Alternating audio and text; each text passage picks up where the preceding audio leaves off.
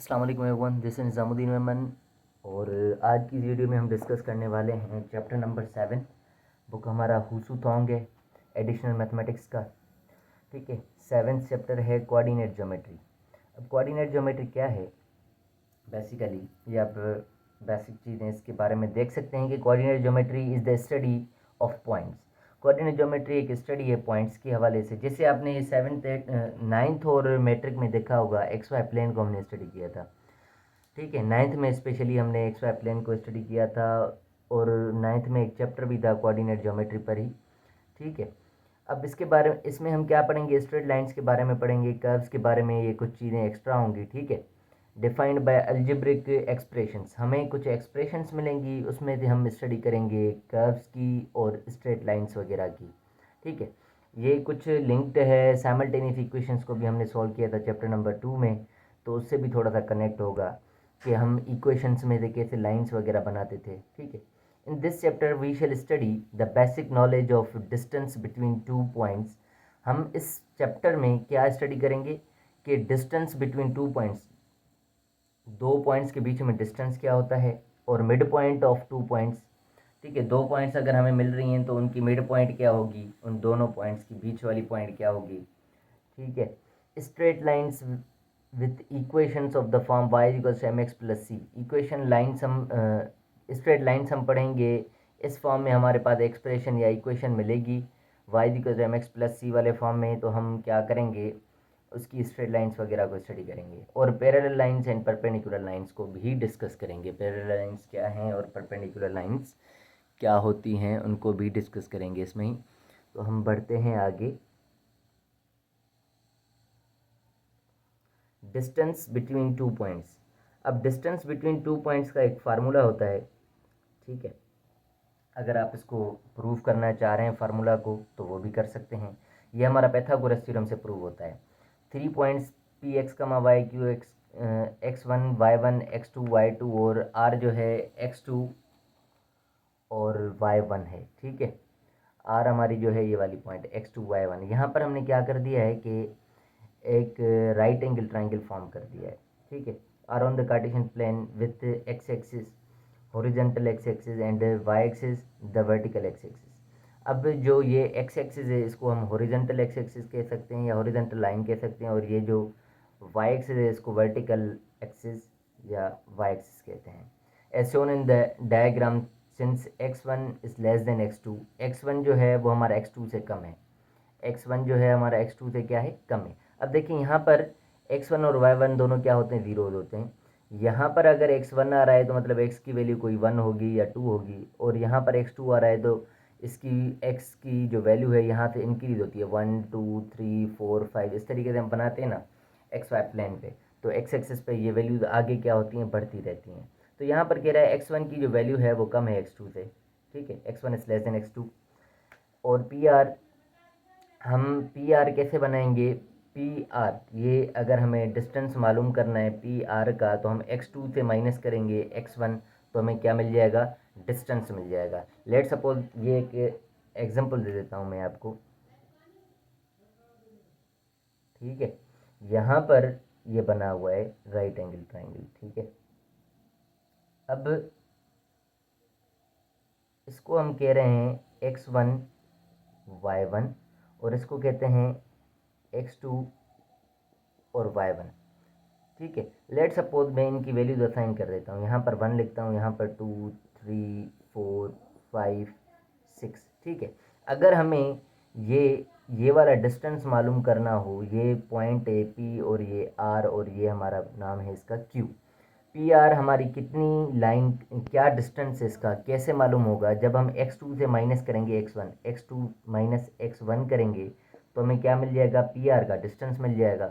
कैसे मिलेगा, यहाँ पर x2 की वैल्यू है हमारे पास 6, और x1 की वैल्यू है हमारी 2। ठीक है, तो 6 माइनस 2 हमारा आएगा 4। तो ये जो लाइन है 4 सेंटीमीटर या 4 यूनिट की होगी, इस तरीके से हमारा क्या मिल रहा है, डिस्टेंस मिल रहा है।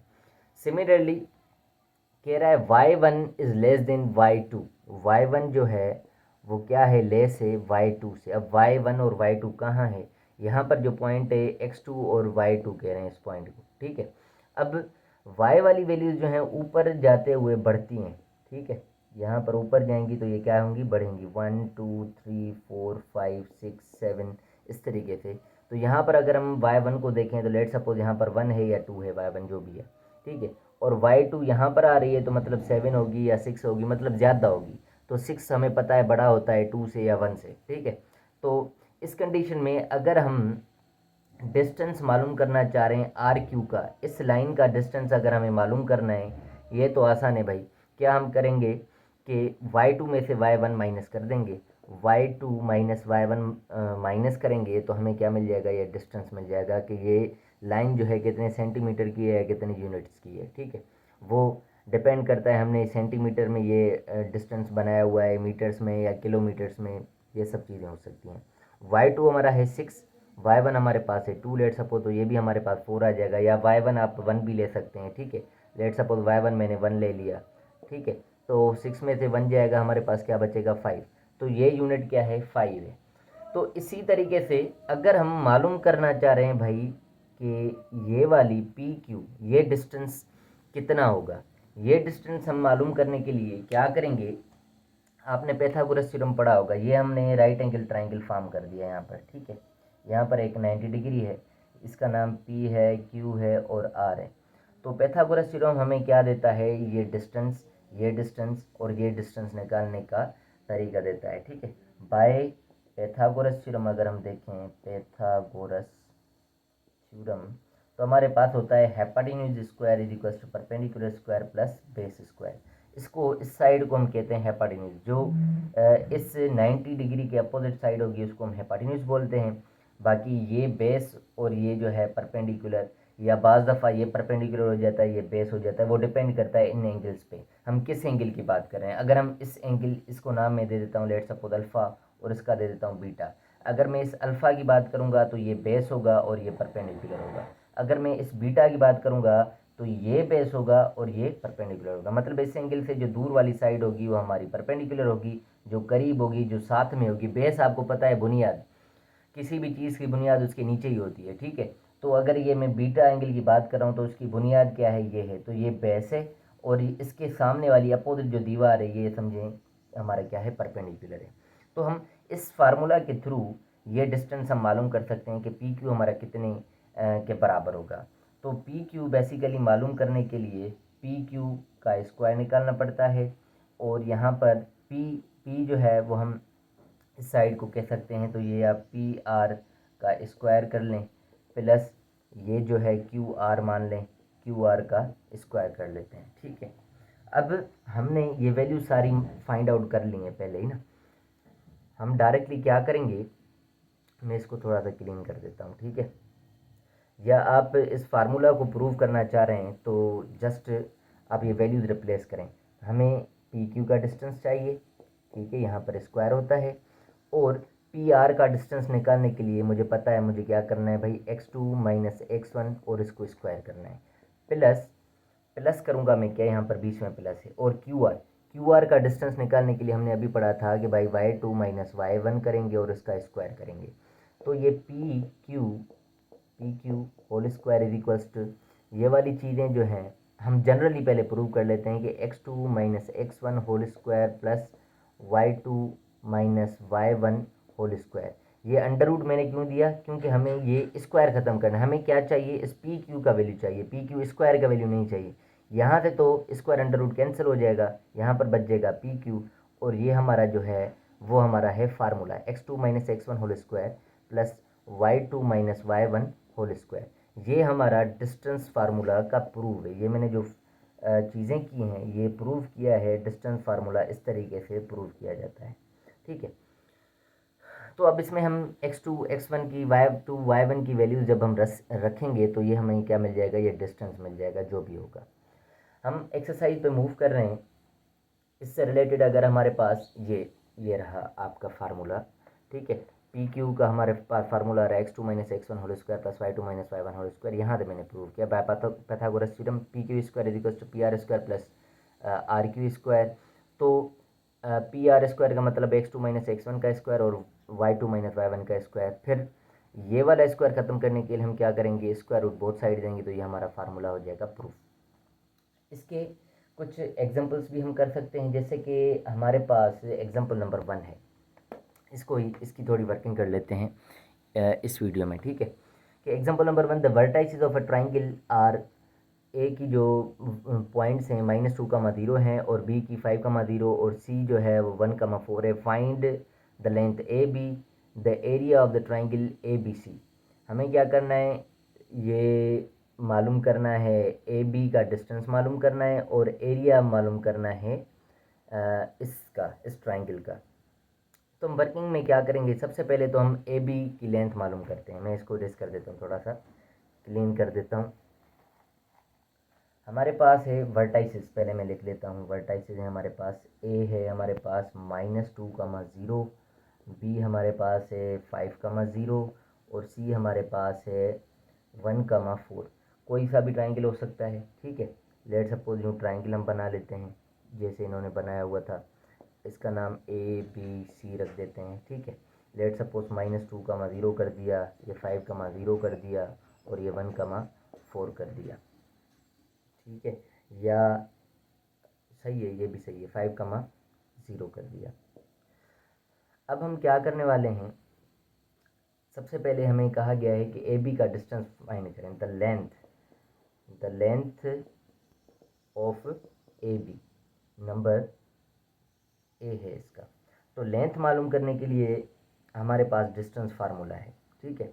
डिस्टेंस फार्मूला हमारे पास क्या है, अगर हम ए बी की लेंथ मालूम करना चाह रहे हैं, ये बी, तो ये A B is equals to √x2 - x1 whole square plus y2 - y1 whole square, ठीक है। तो इसको आप नाम दे सकते हैं x1 y1 x2 y2। So A B is equals to √x2 की वैल्यू हमारे पास है 5 - x1 की वैल्यू है -2, तो माइनस माइनस प्लस 2 स्क्वायर हो जाएगा, प्लस y2 की वैल्यू है 0 - y1 की वैल्यू है 0, तो 0 का स्क्वायर, ये दोनों खत्म हो जाएंगे, ठीक है। और ये स्क्वायर और अंडर रूट भी कैंसिल हो जाएगा, 5 + 2 हमारा हो जाएगा 7। तो ए बी की जो लेंथ निकल रही है वो हमारी क्या निकल रही है, 7 निकल रही है। इसी तरीके से 7 यूनिट्स बोल दें या 7, ठीक है। उसके बाद हमें मालूम करना है area of triangle A B C. इसके लिए हम क्या करते हैं, क्या कर सकते हैं, ये जो ट्राइंगल मैंने फॉर्म किया है ये आप सही तरीके से ट्राइंगल फॉर्म करें, ठीक है। मतलब हम कैसे फॉर्म करते हैं, एक्स वाई प्लेन पर ट्राइंगल फॉर्म करते हैं। ये मैंने यूँ समझें कि एक्स वाई प्लेन बना दिया है, ठीक है। थोड़ा सा सही तरीके से बनाएंगे। अब ये वाली वैल्यूज़ जो हैं x1 एक्स एक्स की नेगेटिव वैल्यूज़ हैं, ठीक है। यहाँ पर x की पॉजिटिव वैल्यूज़ हैं। यहाँ पर थोड़ा सा मैंने दूर बना दिया, तो यहाँ पर 1 है, 2 है, 3 है, 4 है, यहाँ पर आ जाएगा 5। तो ये बिल्कुल इसी तरीके से हमारी पॉइंट्स बनी हुई हैं। तो यहाँ से हम देख सकते हैं कि यहाँ पर कोई राइट एंगल ट्राइंगल नहीं है। हमारा जो एरिया का फार्मूला होता है वो होता है 1/2 base into height, base into height. अब बेस तो हमारे पास है, ये सारा बेस है। इस बेस की हमारे पास लेंथ भी है, हमने 7 निकाली है, पर ये हमारे पास हाइट नहीं है। हाइट मालूम करने के लिए हम बेसिकली क्या कर सकते हैं, ये डायग्राम में आप देख सकते हैं कि हाइट, यहाँ से हमारी हाइट निकलेगी कि भाई ये सीधी लाइन होगी तो ये हाइट होगी, इसकी मैक्सिमम हाइट क्या है। तो यहाँ से अगर हम फोकस करें तो यहाँ पर जो वैल्यू है ये जो है हमारा 1 है, मतलब x का वैल्यू हमारे पास 1 है। और इस सारी लाइन पर x एक्सिस पर जो y का वैल्यू होता है वो होता है 0। जैसे यहाँ पर 5, 0 देख सकते हैं, यहाँ पर -2, 0 देख सकते हैं। तो यहाँ पर हमारी जो वैल्यू बनेगी y की वो 0 बनेगी, और x की वैल्यू यहाँ पर 1 लिखी हुई है, तो ये 1, 0 हो जाएगा। अब इसके तहत हमारे पास ये डिस्टेंस हमें निकालना है कि ये डिस्टेंस कितना होगा। ये डिस्टेंस निकालने के लिए हम अगेन डिस्टेंस फार्मूला का यूज़ करेंगे। फार्मूला ये हम साइड रखते हैं, पहले हम इन दोनों का डिस्टेंस निकालेंगे। तो मैं अगर C और यहाँ पर मैं पॉइंट C1 कह देता हूँ, ठीक है। C और C1 का डिस्टेंस निकालना है तो हमारे पास होता है x2 - x1 whole square plus y2 - y1 whole square. तो यहाँ पर हमारे पास आप नाम दे दें कि भाई x2 y2, यहाँ पर x1 और y1, कोई भी नाम दे सकते हैं। इसको x1 x2 y2 कह सकते हैं, इसको x1 y1 कह सकते हैं, कोई फ़र्क नहीं पड़ना है, आंसर हमेशा सेम आएगा। आप ट्राई कीजिएगा फिर मुझे बताइएगा। अब x2 हमारे पास है 1 - x1 है हमारे पास 1, इसका स्क्वायर प्लस y2 हमारे पास है 4 माइनस y1 हमारे पास है 0 इसका स्क्वायर। 1 में से 1 0 खत्म हो जाएगा, 0 का स्क्वायर 0 हो जाएगा, 4 में 0 4 ही बचेगा और ये स्क्वायर अंडर रूट कैंसिल होकर c इंटू C1 जो हमारे पास ये डिस्टेंस निकलेगा वो हमारे पास क्या निकलेगा 4 निकलेगा। ठीक है, क्योंकि स्क्वायर और अंडर रूट आपस में कैंसिल आउट हो गए। अब ये भी हमारे पास है बेस और हाइट हमारे पास है, यूँ समझें ये हाइट है। तो हम एरिया निकालने के लिए क्या करेंगे 1/2 बेस जो है हमारे पास ये सारा बेस है। अब बेस हमारे पास 7 है और हमारे पास हाइट है 4। इनको मल्टीप्लाई करेंगे 2 से डिवाइड करें या 2 1 2 2 2 4 कर दें। ठीक है, यहाँ पर 2 बच गया, 2 टाइम्स 7 इज़ 14। तो एरिया हमारे पास 14 स्क्वायर यूनिट आ जाएगा, 14 स्क्वायर यूनिट्स। जब भी हम प्रोडक्ट करेंगे तो हमारा जो होगा, अगर सेंटीमीटर है तो सेंटीमीटर स्क्वायर हो जाएगा, मीटर है तो मीटर स्क्वायर होगा, अगर यूनिट्स हैं तो स्क्वायर यूनिट होगा। ठीक है, इस तरीके से हम ये वर्किंग करते हैं। तो ये रहा हमारा एग्जाम्पल नंबर 1। इस वीडियो में यहाँ पर ही ख़त्म करते हैं। नेक्स्ट वीडियो में हम मिलते हैं नेक्स्ट एग्जाम्पल या क्वेश्चन के साथ। So thank you so much for watching my videos. Allah हाफिज़।